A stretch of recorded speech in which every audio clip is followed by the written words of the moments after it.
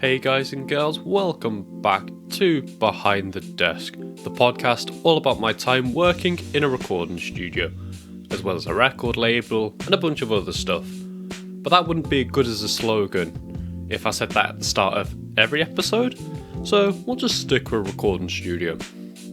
How are you all coping with lockdown? I am personally getting really bored and fed up of it now. Like, I only work 2 days a week in Loft, and the other days just consist of a lot of Pokemon and watching Netflix. But one day I had enough of not doing anything meaningful and productive. So I started practicing my mixing skills. I got a bunch of stems from online and I've just been working on my mixing skills. And this process got me thinking, what skills do you actually need before you start mixing? Which led on to the other question. What skills do you actually need before going into a recording studio? I know it's a question that I asked at my interview, and I kind of wanted to prepare before I started working at Loft.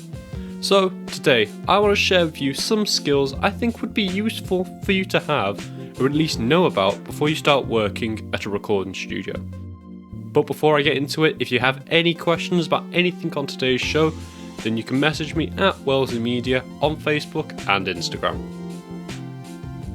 So, I'm not entirely sure how to order these skills. I wouldn't prioritise one over the other, and I'm not saying you have to do all of these. You don't have to practice every single one of them. But just practicing one or two will definitely make you feel more prepared for whatever happens at your studio. And I think one skill I wish I'd practiced beforehand is mastering. Now, I don't think I need to reiterate too hard that mastering is an important element of any track, because the way I see mastering, it does two things. One, it makes the track sound bright and loud enough for the listener to hear, and two, mastering is basically trying to make the track or song sound good on any speakers, not just your studio speakers or your fancy closed back headphones or open back headphones. No, every speaker and every listening device. And it's a hard process to do. There is a lot of techniques to learn and processing chains you can follow, but learning the basics will help you in a lot of projects. Even if it's just as simple as compression, EQ, and then a limiter, it's still better than nothing.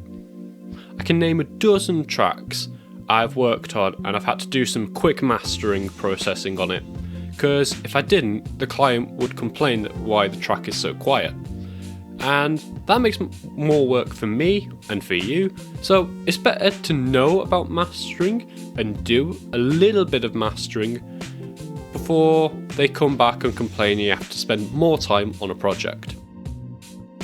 The next thing I think would really help before you enter the world of working in this kind of job is learning a collection of plugins, like really well.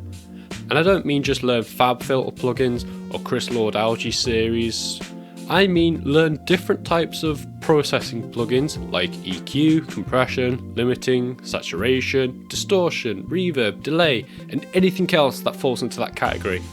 Just learn how to use a group of different processing plugins really well. Because when you get into a studio who uses a different set of plugins, you might not know how to use the exact plugins, but you'll have a general gist of it, and you'll be able to pick it up really quickly. But I suppose if you're listening to this podcast, you'll kind of be doing this anyway, but I thought it was a good thing to mention, just to give another reason to practice mixing and using plugins. Now, another skill I thought I should say you can practice prior to the start of a job or a placement, if you're going the student university route like I have, is to learn about studio microphones. And I don't just mean learn the names, although that would be a good start. I mean learn how the studio's microphones work. Like if it has cardioid polar patterns or if it's omni. What is the frequency response of the microphone? Because it might have a roll off at 10 kHz, which would be a bad microphone for cymbals, for example. And just little things like that, so that when you do start using them, you kind of know what to expect from the microphone itself. I think that stuff is really useful to make a session run smoother, and there is less fumbling about at the start. I remember one of the first times I recorded acoustic guitar at Loft, and I had all these microphones and I was like, alright, what the hell do I use? So the day before, I looked up the microphones we had, and based on the knowledge of just condenser microphones and experience of recording guitars in the past, as well as asking John, the senior engineer, I ended up using a pair of the SE condensers, which I think are clones of the AKG 414s, but I can't remember off the top of my head. But anyway, what I'm trying to say is, this is kind of useful stuff to know. It's kind of useful to know what equipment you're working with. Similar to the plugins, I suppose. It just makes your job easier and faster. Plus, if you know more, then you can do more advanced things, like complicated microphone techniques, which I think is always pretty cool. Now, this next skill might sound simple, but it's probably the best advice I can give, and that is learn the goddamn shortcuts to a DAW. If the studio you're going to work at uses Logic, learn Logic shortcuts. If it uses Cubase like mine does, learn Cubase shortcuts. If it uses Pro Tools, I feel sorry for you, but learn the buttons like combo combinations in a Mortal Kombat game to do something as simple as split the track.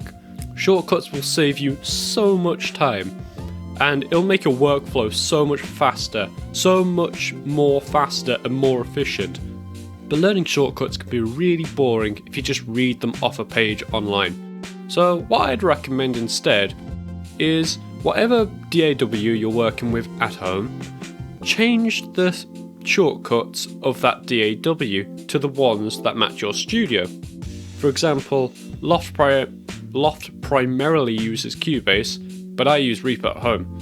So to practice the shortcuts in Cubase, I downloaded a key map to change the shortcuts in Reaper to match the ones in Cubase. I hope that made sense. So now I use the same shortcuts at home as I do at work, so it's easier to work between the two DAWs. If I only had the same plugins, it would be an absolute bliss. But I'm a student and I can't afford Waves plugins, I can barely afford a Greg's. It doesn't stop me getting them though, especially the muffins. But I'm getting sidetracked here. So, there is just some of the skills I think you should learn or get an idea about before you start working as a studio engineer. Whether you're going to be more of a recording engineer, maybe practice the microphone techniques. If you're going to be more of a mastering engineer, maybe practice mastering skills in general. Even if you just practice a few of these before you start any job in a recording studio, I'm sure you'll feel more prepared for the projects you'll work on in the future.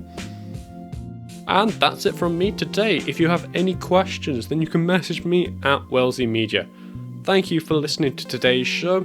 I've been John, and I'll see you next time.